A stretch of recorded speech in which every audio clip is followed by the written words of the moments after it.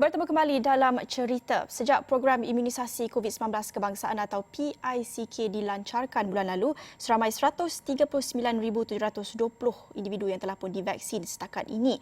Dan kadar vaksinasi ketika ini agak perlahan berbanding jangkaan sebelum ini, iaitu sebanyak 126,000 individu yang dijangkakan akan menerima suntikan vaksin setiap hari, menurut Menteri Kesihatan Datuk Seri Dr. Adam Baba. Dan pada masa yang sama, di media sosial pula, isu memotong barisan untuk mendapat vaksin COVID-19 masih lagi menjadi pertikaian orang ramai. Dan tadi, wartawan Astro Awani Fauzi Suami berada di sidang media PICK melaporkan beberapa perkembangan mengenai status vaksinasi negara ketika ini. Fauzi, terima kasih bersama saya menerusi ataupun berada di World Trade Center WTC. Apa boleh kongsikan penjelasan yang diberikan tentang kelancaran PICK ataupun program imunisasi setakat ini? Ya, betul. Apa yang Naila sebut tadi, sejumlah 139,720 individu dalam kumpulan fasa pertama telah pun menerima vaksin COVID-19 yang telah pun kita terima negara pada awal Februari lalu. Di mana daripada jumlah itu Sarawak kekal merekodkan jumlah tertinggi, iaitu sebanyak 22,140 individu telah pun divaksinkan, dan daripada jumlah itu ia diikuti dengan negeri Pahang iaitu 14,473, Selangor 12,336, Kelantan 11,927 dan Sabah 11,739 individu yang telah pun divaksinkan. Dan kesemua individu-individu ini adalah mereka yang telah pun disenaraikan dalam kumpulan pertama yang terdiri daripada petugas barisan hadapan, khususnya pasukan-pasukan kesihatan daripada Kementerian Kesihatan Naila, kalau kita tengok. Dan dari segi pendaftaran untuk mendapatkan vaksin ini pula, kementerian menyediakan 3 kaedah, iaitu satu melalui aplikasi MySejahtera, yang kedua melalui website vaksin COVID-19 dan yang ketiga melalui talian hotline yang disediakan oleh KKM pada Jumaat lepas, iaitu 5 Mac yang lalu, di mana jumlah keseluruhan ketika ini agak dikatakan masih lagi terkawal, masih lagi berada dalam sasaran kerajaan, di mana kira-kira 3.8 juta rakyat Malaysia telah pun mendaftarkan vaksin menerusi 3 platform itu, iaitu MySejahtera sebanyak 173,535 orang, dan 839 individu pula mendaftar secara dalam talian, iaitu ataupun hotline, panggilan telefon, dan yang selebihnya adalah daripada website yang disediakan oleh KKM itu sendiri, Naila.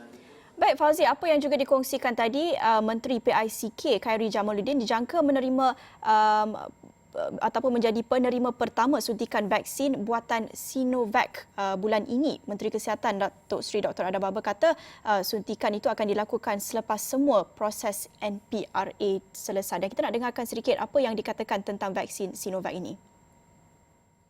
Sinovac sudah diberikan conditional approval. Once Sinovac masuk, dan wabi Menteri mesti akan diberikan suntikan orang pertama untuk Sinovac. Ini tentu sekali selamat dan berkualiti, insyaAllah. Jadi Fauzi, apa yang boleh kita fahami tentang vaksin Sinovac ini dan apa signifikannya, simboliknya apabila Khairy ataupun KJ dijangka menjadi penerima pertama vaksin Sinovac, yang kita tahu kalau kita lihat dalam media antarabangsa ada kritikan sedikit terhadap vaksin ini, mungkin ada juga keraguan terhadap vaksin Sinovac, tetapi kalau diluluskan NPRA sama sahaja. Tetapi bagaimana untuk kita menilai dan melihat persepsi masyarakat terhadap vaksin yang berbeza ini? Alright, betul. Itu memang tidak dinafikan, Naila, di mana setiap rakyat kita malah di luar negara juga wujud persepsi antara vaksin-vaksin yang dihasilkan mengikut negara, macam contoh Pfizer, ada pro-nya, ada penyokongnya. Begitu juga dengan Sinovac, ada juga yang menentang, ada juga yang menyokong. Oleh yang demikian, vaksin daripada Pfizer telah pun diterima dan mendapat pada pengamatan saya setakat ini antara vaksin yang menerima kepercayaan daripada ramai rakyat Malaysia, iaitu adalah vaksin Pfizer, berbanding dengan Sinovac yang akan yang masih lagi berada dalam peringkat klinikal, namun telah pun diluluskan oleh NPRA, di mana kerajaan mensasarkan minggu depan vaksin daripada Sinovac ini akan mula diagihkan kepada penerima dalam kumpulan fasa pertama ini, di mana kenapa signifikannya YB Khairi Jamaluddin yang akan menjadi orang pertama untuk menerima vaksin ini adalah untuk memastikan memberi keyakinan kepada rakyat agar tidak timbul isu vaksin Pfizer adalah yang terbaik manakala Sinovac tidak terbaik. Itu antara yang mereka cuba lakukan agar persepsi rakyat, khususnya masyarakat seperti kita ini, untuk tidak menilai sesuatu vaksin itu mana yang baik ataupun mana yang buruk. Oleh yang demikian, mereka ataupun pemimpin Malaysia sendiri menetapkan supaya tidak semua pemimpin menerima vaksin daripada Pfizer, malah turut menerima vaksin-vaksin yang daripada lain. Selain daripada Sinovac, ada juga vaksin-vaksin lain yang mungkin akan diterima oleh pemimpin-pemimpin lain agar persepsi yang menunjukkan keyakinan ataupun menimbulkan keraguan terhadap vaksin ini dapat diatasi, khususnya dalam kalangan rakyat Malaysia. Baik, kita nak dengarkan juga satu lagi perkongsian daripada sidang media tadi. Malaysia sedia memberikan suntikan vaksin COVID-19 kepada semua bakal jemaah haji tahun ini, kata Menteri Kesihatan Datuk Seri Dr. Adam Baba. Langkah itu diambil bagi memenuhi syarat yang telah pun ditetapkan. Kerajaan Arab Saudi mewajibkan bakal jemaah haji tahun ini untuk mengambil vaksin COVID-19. Kita dengarkan sedikit perkongsian daripada sidang media tadi. Kita masih lagi menunggu kuota haji akan diumumkan sekiranya haji boleh dilaksanakan tahun ini ya. Dan tentu sekali jumlah yang akan pergi haji itu melibatkan antara 30,000 hingga 50,000. Perkara ini mudah dilaksanakan oleh KKM sendirilah fasiliti. So kalau kehendak untuk mengerjakan haji compulsory untuk vaksin COVID, kita ada dua calon yang sekarang sedia ada, iaitu Sinovac dan juga Pfizer BioNTech, dan juga kemungkinan AstraZeneca boleh sampai lebih awal. Kerana jemaah haji yang akan ke Mekah bermula mid of June ni. So before that kita akan laksanakan, kalau 2 dos bermakna kita akan mula Mei lah exercise tersebut. Terima kasih. Baik Fauzi, pasti ramai yang teruja mendengar berita itu apabila kerajaan umumkan Malaysia sedia memberikan suntikan vaksin COVID-19 kepada semua bakal jemaah haji. Tetapi mungkin Fauzi boleh ceritakan sedikit di sebalik laporan itu sendiri, adakah realistik apabila kita juga melihat kepada kadar vaksinasi yang telah pun dilancarkan dan berjalan ketika ini? Adakah ini satu gambaran yang realistik? Mungkin Fauzi sendiri boleh ceritakan juga apa mungkin jangkaan ataupun unjuran sendiri terhadap kadar vaksinasi yang dijalankan setakat ini. Mungkin Fauzi sendiri ada membuat rancangan untuk melancong selepas ini, ataupun adakah terlalu awal untuk kita optimis dengan bagaimana masa depan kita selepas vaksinasi ini? Ya betul, sudah pasti Naila sendiri juga tidak sabar untuk ke luar negara, bukan sahaja ke negara-negara Asia, malah ke negara Europe sendiri sudah pasti. Bukan sahaja kita, malah Naila, orang luar juga ingin mahukan seperti kebebasan seperti yang sebelum ini untuk melancong ke negara-negara luar. Tapi berdasarkan apa yang dinyatakan Kementerian Kesihatan tadi, di mana perkara itu masih lagi belum dibincangkan, hanya setakat ini adalah jemaah-jemaah haji sahaja yang akan diberi keutamaan untuk menerima vaksin itu. Sekiranya kerajaan Arab Saudi membenarkan jemaah haji dalam kuota tertentu untuk melakukan ibadah haji musim ini, iaitu dijangka pada bulan 7 hingga 8 nanti, dan vaksin itu akan diberikan kira-kira pada Mei nanti, di mana mereka yang mempunyai kelayakan untuk melakukan ibadah haji akan diutamakan untuk memberi vaksin. Agar ini kerana kerajaan Arab Saudi menetapkan vaksin itu adalah salah satu SOP yang perlu dipatuhi untuk mana-mana jemaah haji untuk melakukan ibadah haji untuk musim ini. Ini yang dikatakan dalam keadaan norma baru, di mana ia adalah untuk memastikan penularan jangkitan COVID tidak berlaku ketika ibadah haji itu dilakukan, Naila.